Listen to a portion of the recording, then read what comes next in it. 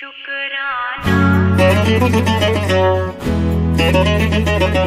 स्वाद बनाया, असी आप बनाया। पर ਇਹਦੇ ਨਾਲ ਇਹ ਵੀ ਧਿਆਨ ਰੱਖਣ ਦੀ ਲੋੜ है कि इस शरीर ਨੂੰ आयुर्वेद अनुसार 6 रसां ਦੀ ਲੋੜ है। 6 रस ने मधुर लवण अमल तिकत कटु ते कषाय। मधुर लवण तिकत कटु कषाय 6 रस ने, इन्हां 6 दी शरीर नूं लोड़ है। सो जिन्नी जिन्नी साडे शरीर की आयु के रोग के अनुसार लोड़ होवे उन्ना उन्ना क आपां वरतीए। पर विशेष बेनती यह है कि बाणी अनुसार मैं आप जी नूं बेनती कर रहा, मिठा करके खाया कौड़ा उपजिया साध। इस करके गुरबाणी की इस तुक नूं मनदे होए अपने भोजन दे विच खंड घटा दिओ। चिट्टे चौलों की थां ते खाकी चौल जिन्हां नूं ब्राउन राइस आंदे ने उन्हां दी वरतों कर लईए। चिट्टी खंड की थां ते देसी खंड जां भूरी खंड की वरतों कर लईए। कुल मिला के ये यतन करिए कि खंड पाउण नूं घटाया जावे, तलियां चीज़ां नूं घटा दईए। अते एक होर काम करके देखिए ना, नवीआं लीआं पाइए, गल कोई नहीं गई, किसी ने शुरू ही करना हुंदा।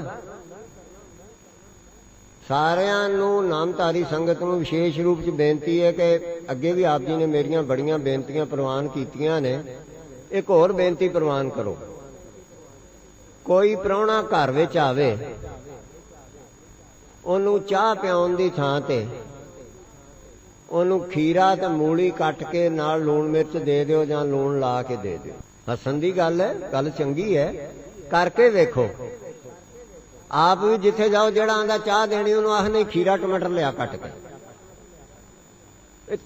नवी ली पाउण लगे थोड़ी जी तंगी तो आएगी, पर हौली हौली हौली हौली एक ली पै जाएगी, गल कुछ नहीं।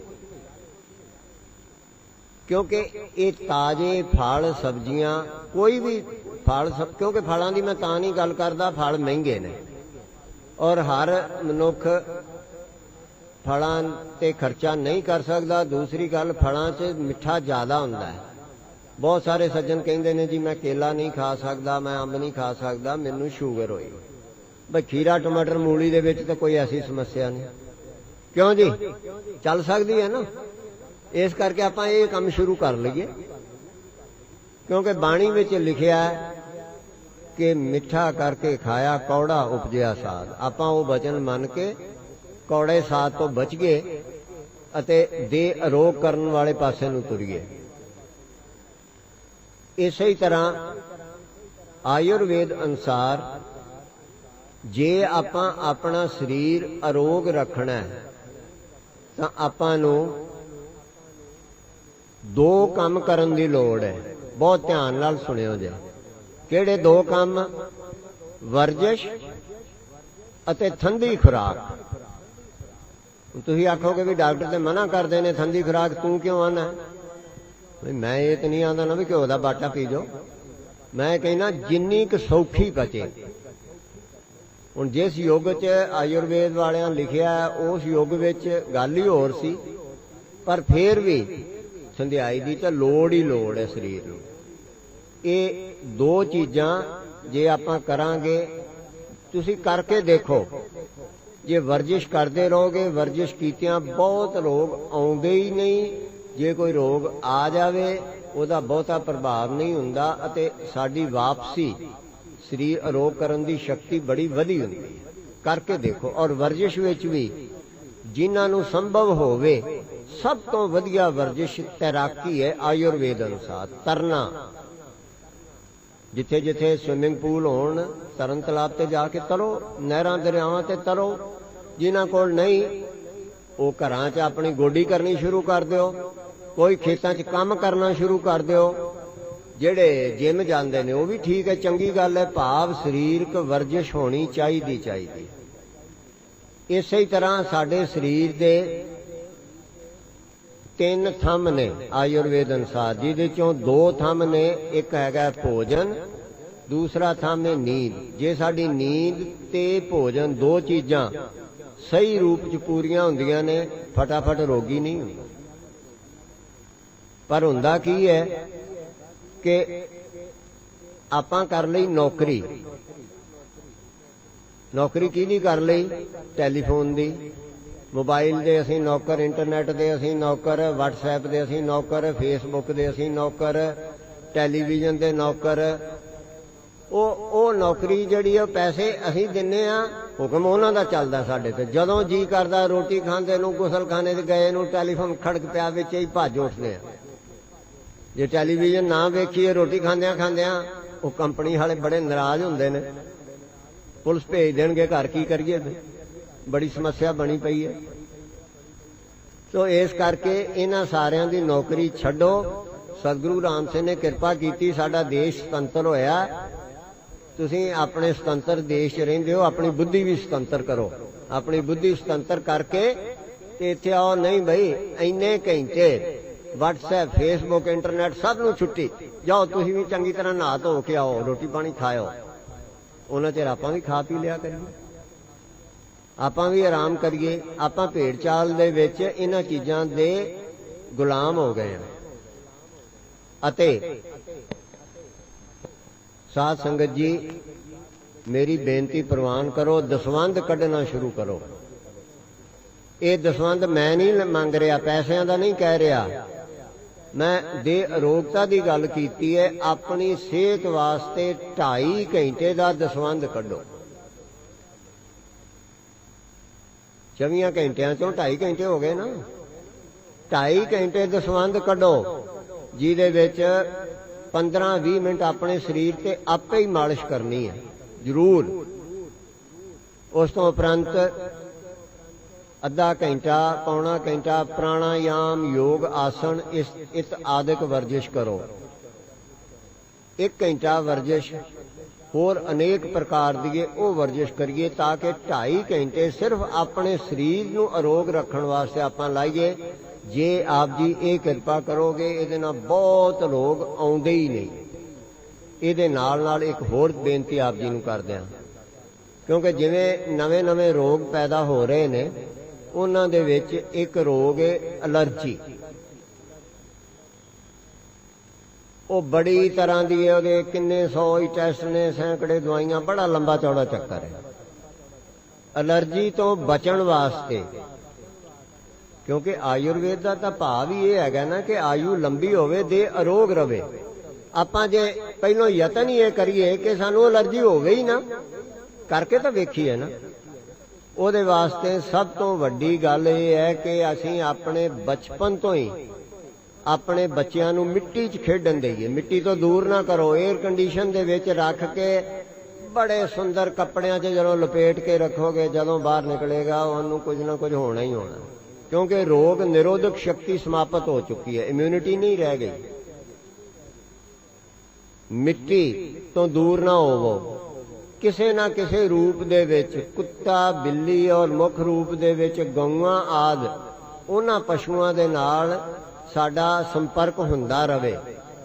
जे आपां इसे तरह धुप विच जाइए, सवेर शाम की धुप, करड़ी धुप दे विच जे जाओगे, फटाफट एलर्जी नहीं होएगी। 3 चीज़ां ने, मिट्टी तो दूर नहीं होना, पशुआं तो दूर नहीं होना, अते धुप तो दूर नहीं होना। जे 3 चीज़ां करिए फटाफट एलर्जी नहीं होती। सो ये बेनतियां अरोग रखण वास्ते ने। ते इहदे नाल ही एक होर बेनती है कि अपने हरेक घर दे विच तुलसी जरूर लाओ। तुलसी का पौधा जरूर लाओ जी। तुसी आखोगे भी तू सिख है, तुलसी तो हिंदुआं दी है। बई तुलसी हिंदुआं दी कित्थों हो गई? तुलसी वास्ते ते बाणी दे विच लिखिया होया, तुलसी का बिरवा भला, उन्होंने आपां किवें कढ़ देंगे? उत्थे ये नहीं लिखिया कि तुलसी नहीं लाउणी, घर विच हिंदुआं दी है। वैसे जे आपां हिंदुआं दी चीज़ छड्डांगे, की छड्डांगे? हिंदू भी साह लैंदे ने, आपां भी लैंदे, वो भी बंद करिए। वो पानी पींदे, रोटी खांदे ने, आपां भी बंद करिए। नहीं, तुलसी एक जड़ी बूटी है जिहड़ी साडे शरीर नूं अरोग रखदी है। मैं इस वास्ते नहीं कह रहा कि तुलसी घर विच ला के उहदी पूजा करो, पूजा करनी ना करनी वो तुहाडी इच्छा किसी दी। तुलसी घर विच लाओ, उहदे पत्ते 5-7 पत्ते सवेरे निरने पेट रोज ही हरेक जी उहदे पत्ते छकेगा, उहदे नाल फटाफट बहुत सारे रोग हुंदे ही नहीं। करके वेखो, और उहदे होर अनेक लाभ ने तुलसी दे, जिहड़े मैं लिख के कुछ पर्चे वंडे भी सन, उन्हां ते आप जी पढ़ लिओ। इत्थे मैं ज़्यादा उस वेर विच नहीं जांदा। साध संगत जी, आयुर्वेद अपनाओ। आयुर्वेद साडे देश दी पैथी है, ये पद्धति साडे देश दी है। अपनी चीज़ दियां, अपने देश की पुरातन सभ्यता, पुरानियां चीज़ां सानू अपनाउणियां चाहीदियां ने। आयुर्वेद हिंदुआं दा नहीं हैगा। जिहदा जी करे चरक, सुश्रित, अष्टांग हृदय, इन्हां ग्रंथां नूं पढ़ के देख लो कि उत्थे लिखिया कि ये हिंदुआं दे ग्रंथ ने जां हिंदुआं वास्ते ही है। नहीं, ये साडे पूर्वजां ने साडे भले वास्ते बनाए ने। उन्हां नूं दिव्य दृष्टि सी, उन्हां ने उस समय विच इस तरह दीयां चीज़ां साडे वास्ते लिख दित्तियां ने, जिहड़ियां अज भी लोकां दे विच पूरीआं लाभदायक हो रहीआं ने। आयुर्वेद साडे देश दा, ये ठीक है। अज एलोपैथी तो बिना साडा गुजारा नहीं हैगा, क्योंकि साडा रहन सहन इहो जिहा हो गया।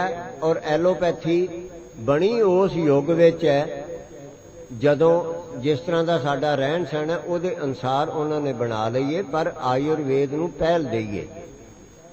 इहदे नाल ही मैं एक होर बेनती कर देवां कि असीं किसी भी चीज़ नूं ये कह के ना छड्डीए ये हिंदुआं दी है जां ये मुसलमानां दी है, ये जैनियां दी है, बोधियां दी है। नहीं, चंगी चीज़ किसी नूं भी आपां ग्रहण कर लईए, माड़ी वस्तु नूं छड्ड दईए। चंगी नूं ग्रहण कर लो, माड़ी नूं छड्ड लो, पर यह कह के कि यह हिंदुआं दी है, मुसलमानां दी है, इस करके नहीं। क्योंकि गुरबाणी विच सिख नूं विचारवान बनन दा हुक्म है। थाल विच 3 वस्तु पईओ, सत संतोख विचारो। जे आपां विचार करके चंगी तरह देखांगे, आपां नूं बड़ा कुछ लभेगा। जदों आपां भेड़ चाल दे विच किसे दा विरोध करी जाने आ, उदों गुरबाणी दे उल्ट जाने आ, फिर साडी बुद्धि काम नहीं करदी। और ये भी बेनती है, जिवें आयुर्वेद साडे देश दा है, इसे तरह योग आसन भी साडे देश दे ने। असीं भारत वासियां ने सारियां नूं दित्ते ने। भारत विश्व गुरु है, जिन्हें बहुत चीज़ां बाकी देशां नूं, बाकी लोकां नूं दित्तियां ने। उन्होंने अपना लिया, आपां भुल गए। अज स्वामी रामदेव जी ने कृपा की है, सब नूं योग सिखा दिता। किन्ने लोग बिना दवाइयां तो ही अरोग हो गए ने, कोई खर्चा नहीं।